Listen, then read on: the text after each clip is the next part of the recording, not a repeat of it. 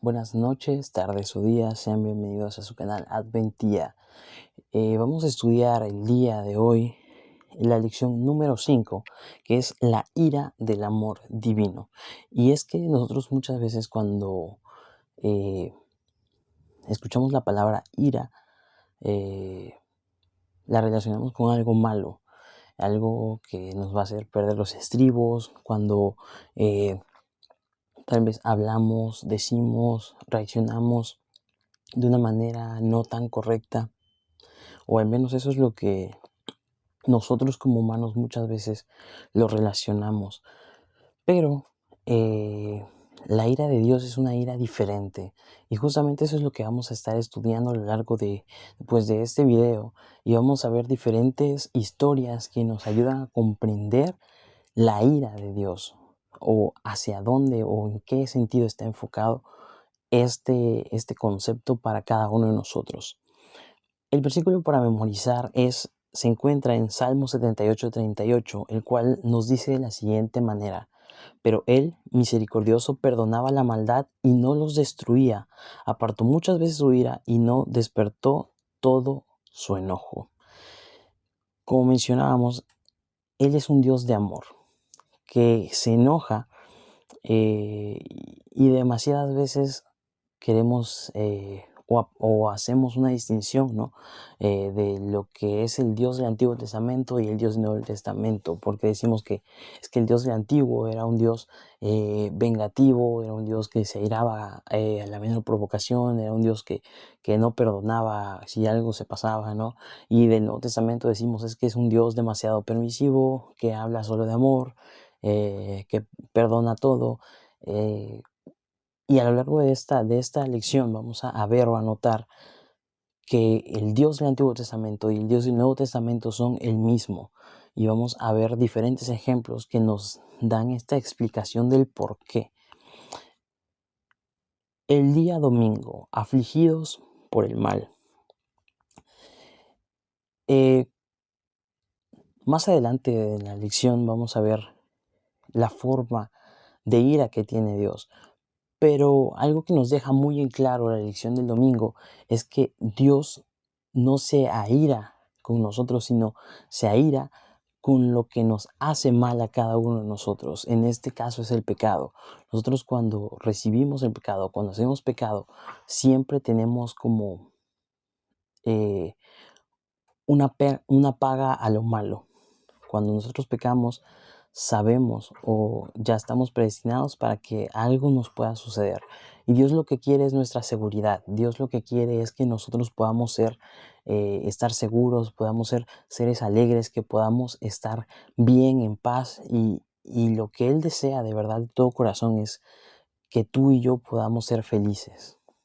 Y menciona algo muy interesante en la lección que se nos hace énfasis, ¿no? A lo largo de todo el Antiguo Testamento, cuando vemos la historia del pueblo de Israel, vemos algo pues que se repite constantemente y algo que llama el ciclo de la rebelión, donde el pueblo de Israel de alguna u otra forma daba la espalda a Dios. Dios se alejaba del pueblo. Cuando Dios se aleja del pueblo, el pueblo cae en una desgracia.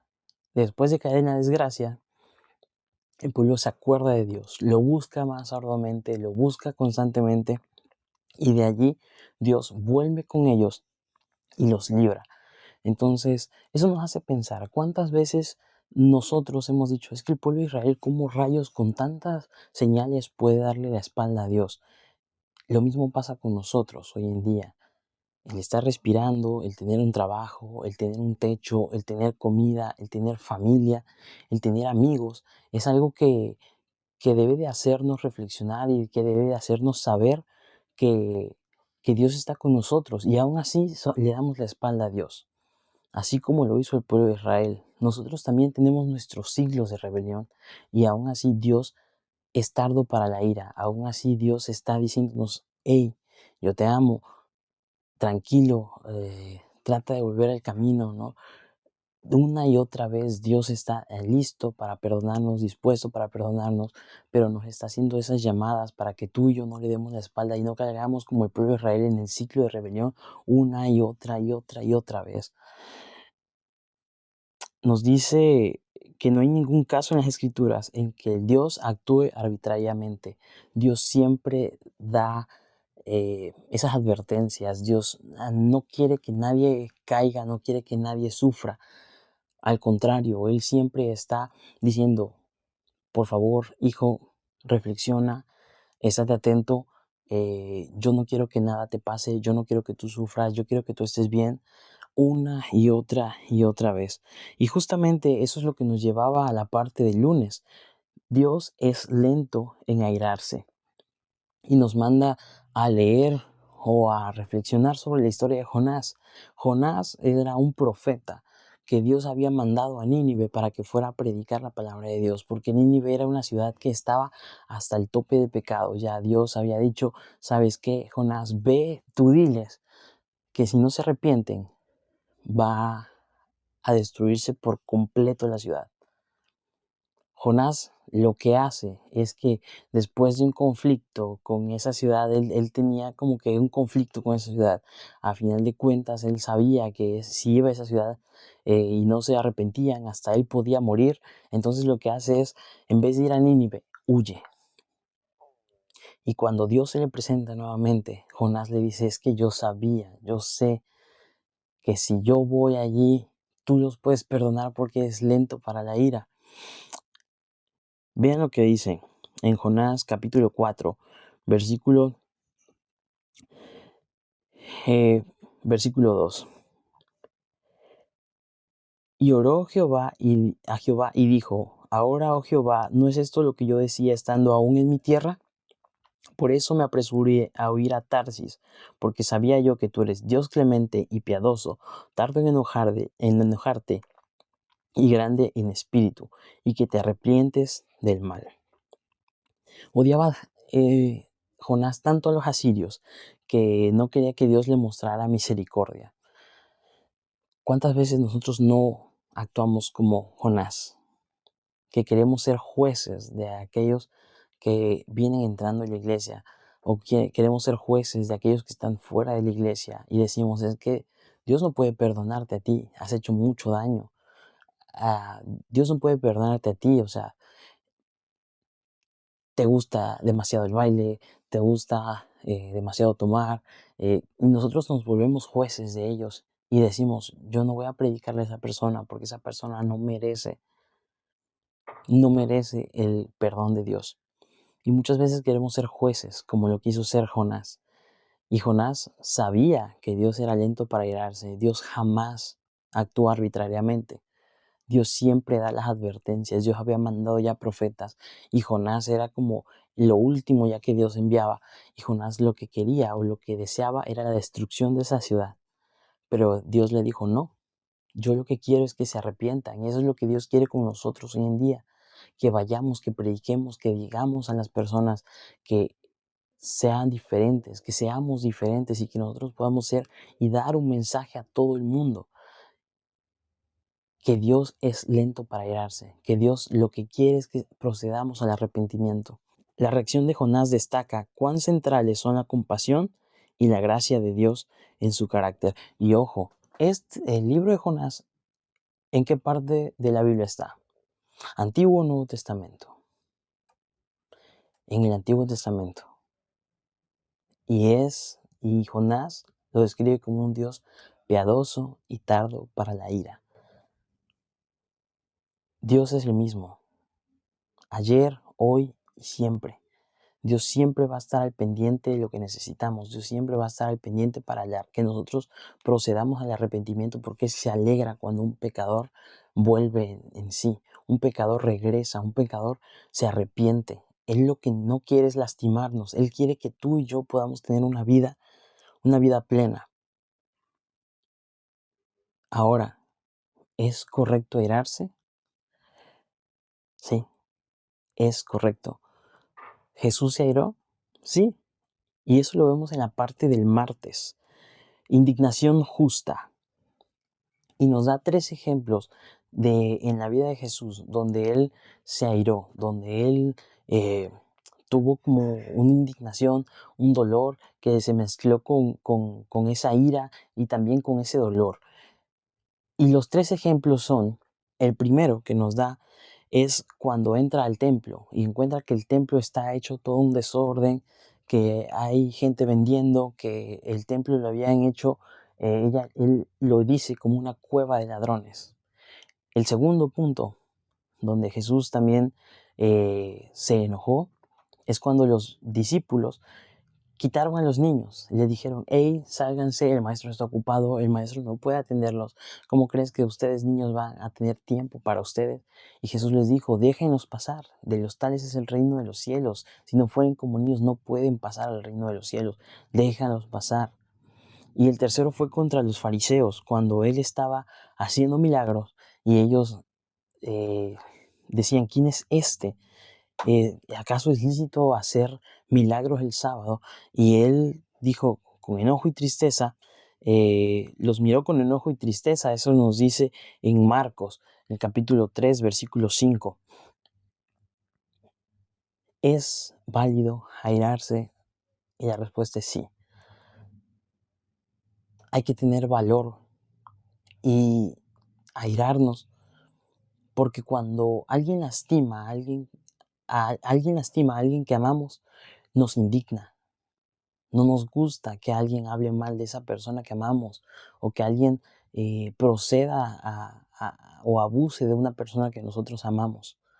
Nosotros de verdad, cuando algo así sucede, nos indignamos y tratamos de enmendar las cosas y vamos y tratamos de proteger a esas personas.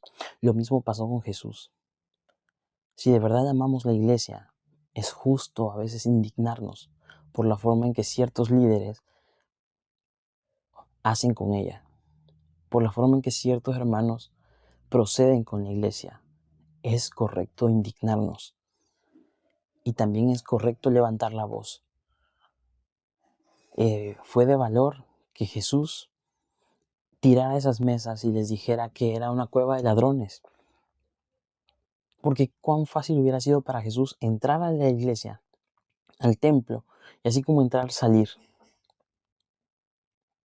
Porque estaba rodeado de gente, porque qué iban a decir, porque es que Jesús, o sea, ¿con qué autoridad lo vas a sacar? Pero se armó de valor y protegió lo que él amaba, protegió la causa justa.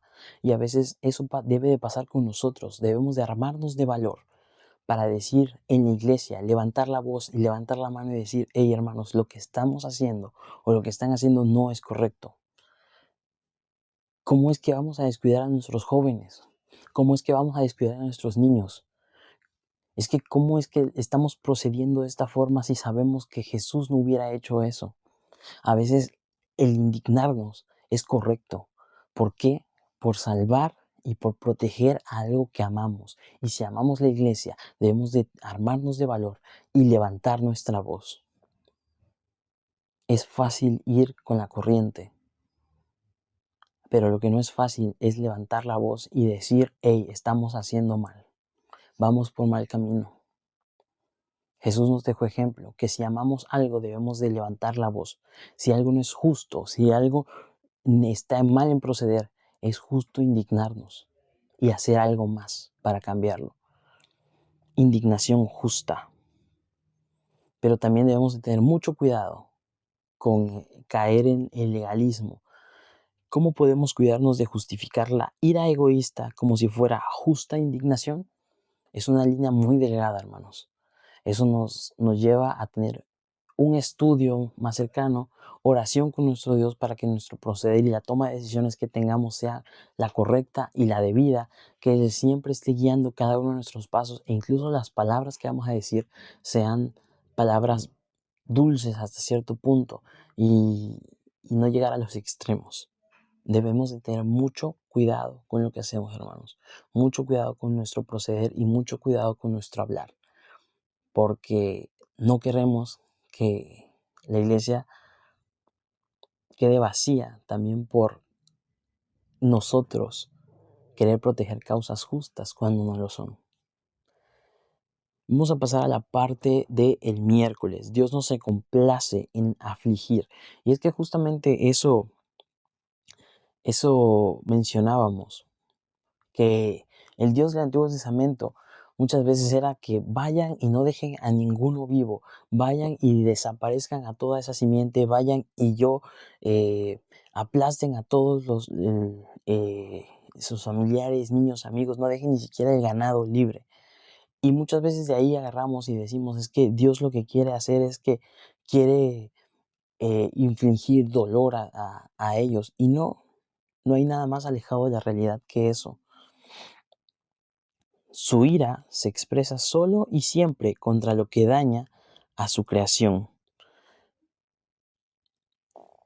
Dios lo que quiere, lo único es protegernos. Cuando mandaba a destruir a otros pueblos era porque estaban oprimiendo al pueblo de Israel. Cuando mandaba a matar a absolutamente todos es porque Dios estaba protegiendo a sus hijos, porque estaba protegiendo su integridad, porque estaba protegiendo su valor y porque Él deseaba que tuvieran un futuro libre y digno. Porque si dejaban a alguien, a los hijos, a las mujeres, ese alguien pasaba el tiempo y podía regresar y tomar venganza y represalias del pueblo de Israel. Incluso hay historias y hay momentos en la Biblia en el que esto pasa. Recordemos que también Acán le dijo, el pueblo de Israel le dijo, no tomen nada, dejen todo, nada de oro, no tomen absolutamente nada después de poder llegar y dominar al pueblo. Pero Acán, ¿qué fue lo que hizo? Tomó vestidos, tomó oro y los juntó debajo de su tienda. Y así, como ese ejemplo, podemos tener varios, ¿no? Y a lo mejor unos que decimos es que la mente de Dios es muy radical, pero Dios sabe ir más allá, Dios ve más allá de lo que nosotros podemos ver. Y si dicen que tenían que erradicar, era porque algo iba a suceder y Él lo que único que quería hacer era evitar el dolor del pueblo de Israel, era proteger a su pueblo, era proteger a sus hijos. Y lo mismo pasa contigo y conmigo en estos días. Dios no se complace en que tú y yo suframos. Dios no se complace en que tú y yo derramemos lágrimas. Dios no se complace en que tú y yo carguemos una tristeza enorme. Lo que quiere es que tú y yo seamos criaturas felices, libres. Pero a veces nuestros propios pecados hacen que suframos. Y algunos pastores lo ponen como ejemplo, que dicen, si llevas años consumiendo tabaco, ¿qué va a pasar? Años y años van a hacer que tus pulmones pues se vean afectados, a pesar de que pasen los años y tú te arrepientas de tabaco, pero si ya tuviste, no sé, 20, 30 años siendo fumador, obviamente va a tener sus consecuencias. El pecado es lo mismo. El pecado es lo que nos hace sufrir. El pecado es lo que nos da las consecuencias y a veces es necesario que suframos. Es necesario que pasemos por ese proceso para que reconozcamos y rectifiquemos y no vuelva a suceder y caigamos de nuevo. A veces sufrir las consecuencias es para que nosotros no volvamos a caer en lo mismo. Dios es un Dios amoroso y lo último que quiere es que tú y yo estemos tirados en el suelo. Pero a veces para poder aprender las lecciones es necesario caer lo más bajo para que busquemos a Dios de corazón.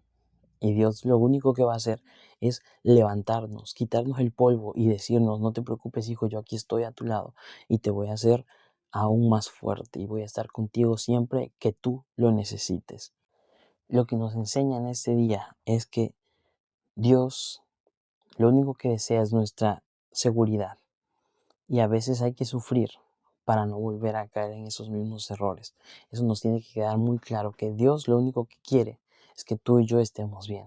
No, no se complace en afligir, no se complace en vernos llorar, no se complace en vernos destruidos y en la ruina. Él quiere llevarnos a lo más alto y hacer de nosotros la mejor versión tuya y mía.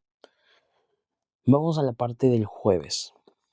La última parte, mostrar compasión,